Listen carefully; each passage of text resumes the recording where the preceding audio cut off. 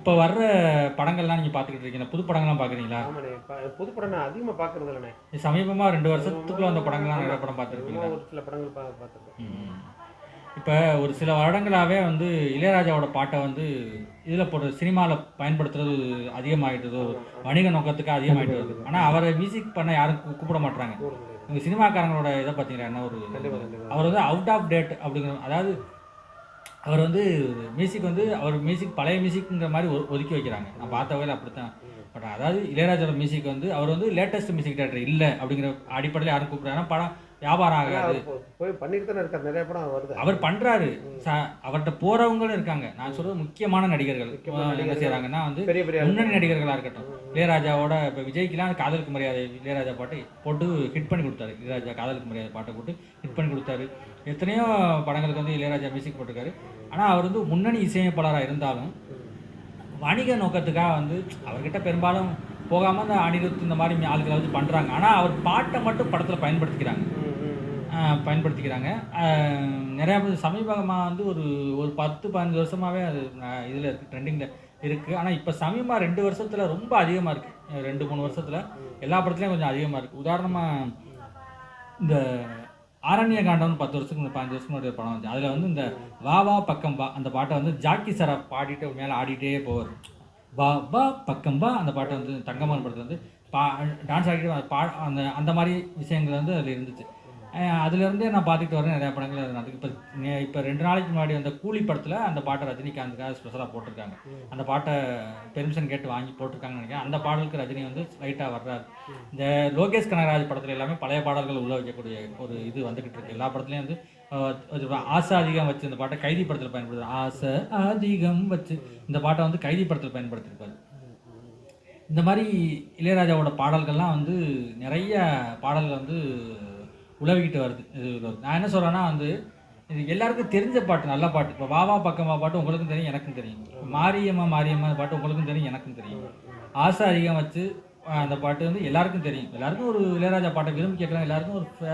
எல்லாருக்குமே ஒரு பொதுவாக அந்த பாடல்கள் தெரியும். பார்த்தீங்கன்னா ஒரு ஊர் மைக் செட்லேருந்து ரேடியோலேருந்து எஃப்எம்லேருந்து எல்லாத்துலேயும் போடுவாங்க. பாட்டு எல்லாருக்கும் தெரிஞ்ச விஷயம். இப்போ தெரியாத பாடல்கள் வந்து இளையராஜா பாடல்கள் எத்தனை இருக்குது. அந்த மாதிரி பாடல்களில் வந்து இளையராஜாவோட பாட்டை வந்து இந்த மாதிரி படத்துக்கு பயன்படுத்தலாம். உதாரணத்துக்கு உங்களுக்கே தெரியும், அந்த பாட்டை நீங்கள் பாடுங்க. அம்மன் கோயில் திருவிழான்னு ஒரு படம் வந்துச்சு கரகாட்டக்காரனுக்கு பின்னாடி. கிட்டத்தட்ட அந்த படத்தோட சாயல்கள் அந்த படத்தில் இருக்கும், எல்லாமே இருக்கும். கலைமணி அவரோட இதில் வந்துச்சு இந்த படம். அம்மன் கோயில் திருவிழாங்கிற படம் வந்துச்சு. அந்த படத்தில் வந்து ஒரு பாட்டு ஒன்று இருக்கு இளையராஜா பண்ணது. அந்த பாட்டுக்கு என்ன குறைச்சல் என்னைக்கவே தெரியல. யாரும் வந்து மேக்ஸிமம் வாசமுள்ள வெட்டி வேறு வந்து விளையாடுதம்மா அந்த பாட்டுக்கு என்ன குறைச்சல் இருக்கு? பெரும்பாலும் யாருக்கும் தெரியாது. ஏதாவது ஒரு படத்துல போட்டா பயன்படுத்தும். இப்ப இருக்கிற இயக்குநர்கள் வந்து இளையராஜா பாட்டை பயன்படுத்துறாங்களே தவிர ஒரு நுட்பமா எல்லாரும் கேட்டு கேட்டு கேட்டு கேட்டு போன பாட்டை பயன்படுத்தும். ஏன்னா பாடல்கள் எதுவும் சரியில்லை, புது பாடல்கள் எதுவும் சரியில்லை. பழைய பாட்டை பயன்படுத்தும் போது இந்த மாதிரி ஏதோ ஒரு காரணத்தினால பெரிய அளவில் மக்கள்கிட்ட ரீச் ஆகாமல் போயிருக்கும் சில பாடல்கள். இந்த பாட்டு நல்லா கேட்கறதுக்கு இனிமையான பாட்டு, பெரிய அளவில் ரீச் ஆகாமல் போயிருக்கும். இந்த மாதிரி பாடல்களை இப்போ உள்ள ட்ரெண்டுக்கு பயன்படுத்தினா பாட்டு இன்னமும் ஹிட் ஆகும். அந்த நேரத்தில் ஏதோ ஒரு சூழலில் பாடல் ஹிட் ஆகாமல் போயிருக்கும். உதாரணத்துக்கு இப்போ நீங்கள் பாடின பாட்டு, அந்த பாட்டை நீங்கள் பாட முடியுமா? அந்த பாட்டை வாசமுள்ள வெட்டி வேறு வந்து விளையாடுதம்மா, ஒரு நேசமுள்ள மல்லிகைப்பூ கொஞ்சி மனம் வீசுதம்மா, வாசமுள்ள மயிலே கூச்சம் என்ன குயிலே நீ வாடி கொஞ்சம் வெளியே.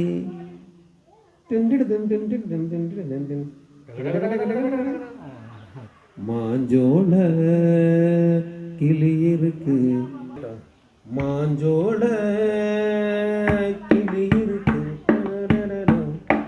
பூ போலே சிரிச்சிருக்கு, அசஞ்சாடும் சின்ன மயிலே இது மாலை நல்ல நேரம், முத்து மாலை தர வேணும், மாஞ்சோள கிளி இருக்கு இந்த பூ போலே சிரிச்சிருக்கு. இந்த பாட்டோட சரணத்தை வந்து நான் பாடுறேன். சோளக்கொண்ட தாளத்துக்கு தொட்டு விளையாடு, நீலக்கண்ட மீனை கண்டு மெட்டு வரும் பாடு. சோளக்கொண்ட தாளத்துக்கு தொட்டு விளையாடு, நீலக்கண்ட மீனை கண்டு மெட்டு வரும் பாடு. அல்வா பேச்சுக்காரி இந்த அத்தான் முன்னே வாடி, நீ மச்சு வீட்டு மாடி ஒரு மச்சான் வந்தான் தேடி.